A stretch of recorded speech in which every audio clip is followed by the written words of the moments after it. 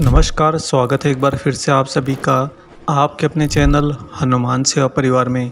आशा करते हैं कि प्रभु श्री हनुमान जी और परम पूज्य गुरुदेव बाबा नीम करोली महाराज जी आप सभी भक्तों पर असीम कृपा सदैव बनाए रखें। दोस्तों, जब कभी हमारे घर में गत दिवस को तैयार किया गया भोजन रखा होता है, तब हम उसके लिए कहते हैं कि यह भोजन सामग्री तो बासी हो गई है और हम उसे फिर फेंक देते हैं, क्योंकि वास्तव में अगर हम उसका भोजन करेंगे तो वह हमारे इस वर्तमान शरीर के आयाम के लिए हानिकारक साबित होगी।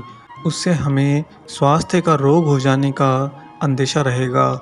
इसीलिए जब भी कोई भोजन सामग्री 1 या 2 दिन से ज़्यादा हमारे पास रह जाती है, तो हमेशा हम उसे बासी भोजन बोलकर फेंक देते हैं। लेकिन वहीं पर बात अगर मनुष्य के कर्म की जाए, तो मनुष्य खुद को ऐसा सोचकर बहला लेता है कि अरे, मैंने जो अभी कर्म किए हैं उन्हें सुधारने के लिए तो मेरे पास में वर्तमान जीवन बाकी है। मैं फिर से अच्छे कर्म करूँगा और अपने खराब कर्मों के परिणाम को परिवर्तित कर लूँगा। दोस्तों, यह तो संभव है कि हम वर्तमान जीवन के करे हुए बुरे कर्मों का परिणाम परिवर्तित करने हेतु अच्छे कर्मों का प्रयत्न कर सकते हैं। लेकिन अगर बात करें हमारे पुराने जन्मों के बुरे कर्मों की, तो हमें वह एक तो याद नहीं होते, दूसरी बात हमें यह भी नहीं पता कि हमने उन कर्मों को कहाँ तक करके छोड़ा है। अब चूंकि वह पुराने जन्मों के कर्म हुए, अतः इस जन्म में उन कर्मों का निवारण करने हेतु वह तो बासी कर्म हो गए। जिस तरह से हम हमारे घर में बासी भोजन को इस्तेमाल न करके उसे फेंक देते हैं, लेकिन उसी तरह से हम हमारे बासी कर्मों को तो हमारे संबंध से नहीं हटा सकते। ना तो हमें इसकी आज्ञा होती है और ना ही हमारे पास में इसकी क्षमता होती है। तो क्या मनुष्य अपने जन्म जन्म के कर्मों को यूं ही आने वाले सारे जन्मों में ढोता रहता है? इसी का निवारण करने हेतु आगमन होता है अलौकिक गुरु का। अलौकिक गुरु वह जो स्वयं सिद्ध होते हैं, स्वयं ईश्वर होते हैं। वह एक भक्त जीव आत्मा के जीवन के मध्य में उसके सामने आते हैं, प्रत्यक्ष होते हैं, उसका हाथ थामते हैं, जिसका मुख्य कारण होता है उस जीव आत्मा के पुराने कई जन्मों के बासी कर्मों का निवारण करना।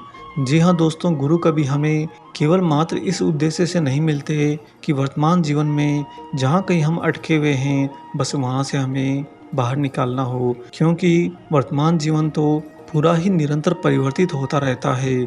जहाँ हम आज फंसे होते हैं, कल हम वहाँ पर नहीं भी फंसे होंगे।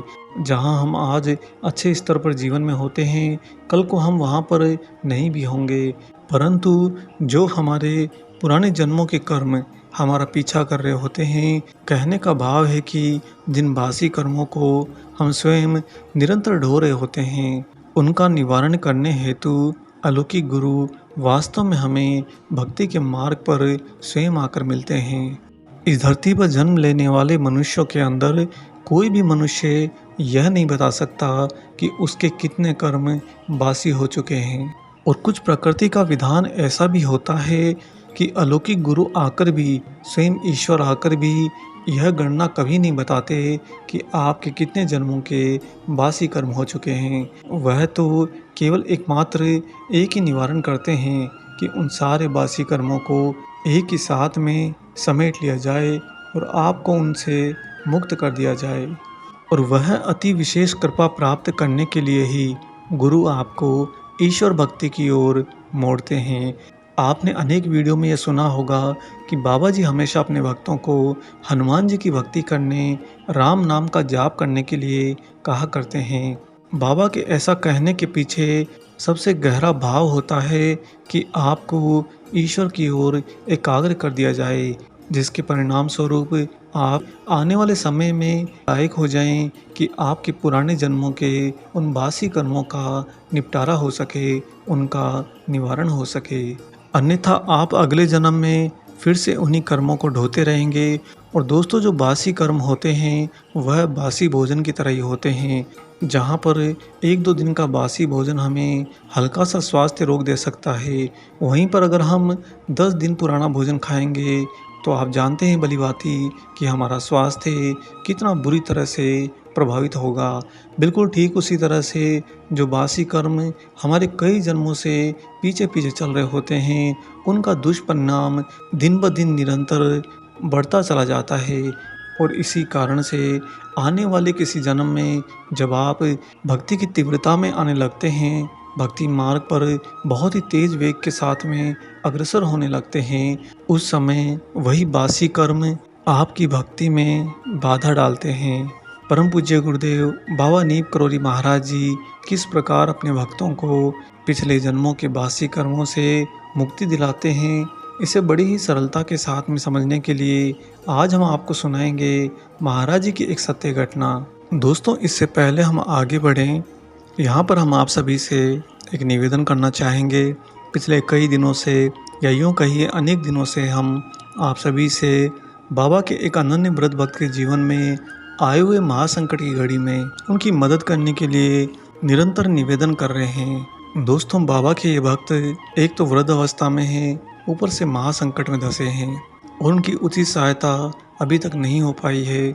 हमने उन्हें शुरू में वचन दिया था कि जितना हमें प्रभु श्री हनुमान जी महाराज जी पर भरोसा है, उतना ही भरोसा हम वीडियो देखने वाले सारे हनुमान भक्तों महाराज जी के भक्तों पर करते हैं कि सभी मिलकर आगे बढ़कर सहायता अवश्य करेंगे और बाबा के इन वृद्ध भक्त को महासंकट से जरूर बाहर निकालेंगे। दोस्तों, आपसे यही निवेदन है कि अपना दिल बड़ा रखकर आगे बढ़ते हुए ज़्यादा से ज़्यादा संख्या में और ज़्यादा से ज़्यादा क्षमता के साथ में कृपया उनकी मदद ज़रूर करिए। उनकी मदद करने हेतु हम आपको यहाँ पर उनका फ़ोन पे नंबर और QR कोड दे रहे हैं। दोस्तों, ज़्यादा से ज़्यादा उनकी सहायता ज़रूर करिए। वह हमारे परिवार के मुखिया की तरह ही हैं। एक भक्त ही दूसरे भक्त के काम आता है और सेवा का ऐसा अवसर देने वाले कोई और नहीं, हमारे ही इष्ट हमारे गुरु होते हैं। और गुरु हमेशा यही चाहते हैं कि उनके भक्त आपस में जब भी किसी दूसरे भक्त को महासंकट में पाएं, तब आगे बढ़कर ज़्यादा से ज़्यादा उनकी मदद ज़रूर करें। अतः सेवा भाव अपनाते हुए कृपया उनकी सहायता जरूर करिए। आइए अब लौटते हैं अपनी वीडियो पर और आपको सुनाते हैं महाराज जी की अलौकिक कृपा की वह सत्य घटना। दोस्तों, एक दिन की बात है, महाराज जी के दर्शन के लिए बाबा के ही परम भक्त मुकुंदा जी सुधीर दादा के घर पर गए, लेकिन उन्हें देर हो जाने के कारण महाराज जी वहाँ से निकल चुके थे। मुकुंदा जी ने तब बाबा को संभावित ठिकानों पर ढूंढा, लेकिन महाराज जी वहाँ पर नहीं मिले। निराश होकर मुकुंदा जी घर लौट आए और जल्दी जल्दी कुछ प्रसाद पाकर फिर से बाबा को ढूंढने के लिए निकल पड़े, लेकिन उन्हें निराशा ही हाथ लगी। ढूंढते ढूंढते पैदल घूमते घूमते वह थक भी गए थे और इसी कारण से उन्हें भूख भी लग गई थी। सो वह फिर से दोपहर बाद में घर पर आ गए। जल्दी से 2 रोटी और सब्जी की कटोरी लेकर खाया और जो बचा उसे यथास्थान रख दिया। फिर वह दादा के घर चले गए, एक निश्चय के साथ कि जब तक बाबा नहीं आएंगे तब तक वह वहीं पर बैठे रहेंगे। 1:30 बजते बजते उनका धैर्य जवाब दे गया और फिर वह वापस घर लौट पड़े सोने की गरज से। घर की सीढ़ी में कदम रखते ही उन्होंने देखा कि वहाँ पर कुछ जूते चप्पल पड़े हैं। उन्हें शंका हुई कि हो सकता है कि महाराज जी उन्हीं के घर पर आ गए हों। सीढ़ियाँ चढ़ते जब वे ऊपर पहुँचे तो उन्होंने देखा कि वास्तव में बाबा जी मूंज की एक नंगी खाट पर बैठे हैं, पलाथी मारे हुए, और सामने ही मेज पर थाली में कुछ चपातियाँ हैं जिन्हें बाबा नमक दही से खा रहे हैं। सब्जी की कटोरी मेज पर अभी भी रखी हुई है। बाबा को 7-8 अन्य भक्त घेर कर खड़े हैं, जिनके साथ में महाराज जी हंस हंस कर भोजन करते समय बात भी कर रहे हैं। यह देखकर मुकुंदा जी के होश उड़ गए, क्योंकि वह इससे पहले वहीं पर बैठकर तो भोजन कर रहे थे और जो सब्जी वह पूरी नहीं खा पाए थे, उस झूठी सब्जी को वह वहीं पर कटोरी में छोड़ कर गए थे। अब उन्हें लगा कि कहीं महाराज जी ने उनका झूठा भोजन तो नहीं ग्रहण कर लिया। इससे पहले कि मुकुंदा जी कुछ कहते, तभी महाराज जी बोल उठे, हमें बड़ी भूख लगी थी और देख, इसीलिए हम यहाँ चले आए। यहाँ पर तेरी माई ने हमें बड़ी स्वादिष्ट रोटियां खिलाई। ऐसा कहकर महाराज जी साथ आए अन्य भक्तों से फिर से बतियाने लगे। मुकुंदा जी दौड़े दौड़े अपनी धर्मपत्नी के पास में पहुंचे और उनसे कहा कि गजब कर दिया तूने। बाहर जो सब्जी थी वह तो मेरी झूठी थी, तूने बाबा को क्यों खिला दी। दोस्तों, तब मुकुंदा जी की पत्नी ने कहा कि सब्जी की कटोरी तो महाराज जी ने पहले ही आते ही हटा दी थी, यह कहकर कि मैं ये नहीं खाऊंगा। तब सामने से मुकुंदा जी ने कहा कि पर बासी रोटियां क्यों खिलाई, जो सुबह की बनी हुई थी, ताज़ा रोटी बना देती महाराज जी के लिए। उनकी धर्मपत्नी ने कहा कि मैं क्या करती, बाबा ने आते ही कहा कि बड़ी भूख लगी है, रोटी खिला। और जब मैंने कहा कि महाराज जी अभी बना देती हूँ, तो वह स्वयं ही बोले, नहीं, वही ले आ जो रखी है, बड़ी भूख लगी है। तब मैंने साथ है एक भक्त को कहकर बेनी महाजन की दुकान से दही मंगा लिया। बहुत घबरा गई थी मैं तो, अकेली क्या क्या करती। ये सब कुछ सुनकर मुकुंदा जी को कुछ शांति मिली। 5-6 रोटियां पाकर जब बाबा दादा के घर जाने को तैयार हुए, तो जाते जाते पत्नी से पूछा कि तूने नमक रोटी खाई है कभी, बड़ी मीठी लगती है। तभी साथ आए अन्य भक्तों से मुकुंदा जी को ये ज्ञात हुआ कि इससे पहले बाबा बड़े बड़े भक्तों जैसे सप्रू साहब, काटजू साहब, गुप्ता जी आदि के वहाँ से होकर आए हैं। और जाहिर है कि इन लोगों के यहाँ पर बाबा ने दिव्य और स्वादिष्ट प्रसाद ग्रहण किया होगा। और वहीं पर दादा के घर पर भी तरह तरह के व्यंजन महाराज जी की प्रतीक्षा कर रहे होंगे। फिर बाबा ने अनायास ही यहाँ पर मुकुंदा जी के घर पर आकर बासी रोटियाँ नमक और दही के साथ में क्यों खाई। दोस्तों, जब ये सारे सवाल मुकुंदा जी के हृदय में कौंध रहे थे, तभी बाबा ने मुड़कर मुकुंदा से कहा कि तेरे बासी कर्म खाने आया था मैं तो। बस इतना कहकर महाराज जी मुस्कुराते हुए मुकुंदा के घर से चल पड़े। दोस्तों, मुकुंदा को काटो तो खून नहीं, वह तो अपने ही स्थान पर जड़ हो गए। आंखों से झरझर आंसू बहने लगे, क्योंकि उन्होंने महाराज की इतनी असीम कृपा को आज अनुभव जो किया है।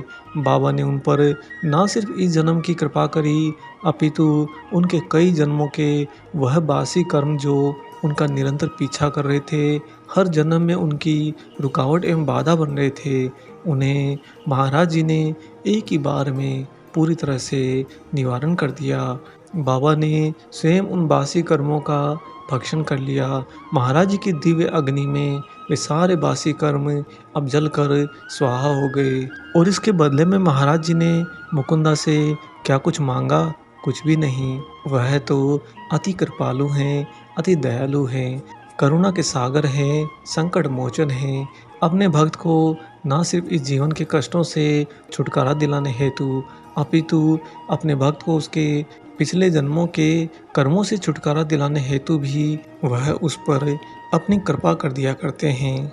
हम हृदय से महाराज जी से यही प्रार्थना करते हैं कि वह आप सभी भक्तों के भी पुराने जन्मों के अगर कोई बासी कर्म हैं, तो उनका निवारण भी मुकुंदा की भांति ही अतिशीघ्र कर दें। इसी के साथ हम आशा करते हैं कि बाबा का ये प्रेरणादायक प्रसंग भरा विशेषांक आप लोगों को जरूर पसंद आया हो। वीडियो अगर अच्छा लगा है तो जाने से पहले से ज़रूर लाइक करिएगा, और साथ ही इस वीडियो को अन्य सभी राम भक्तों, हनुमान भक्तों से ज़रूर शेयर करिए। मिलेंगे बहुत जल्दी ही एक और ऐसे ही नए वीडियो के साथ में। तब तक अपना और अपने माता पिता का संपूर्ण ख्याल रखिए, और परम प्रभु श्री राम जी का निरंतर गुणगान करते हुए बाबा हनुमान एवं बाबा नीम करोली महाराज जी की निस्वार्थ होकर सेवा करते रहिए। जय सिया राम।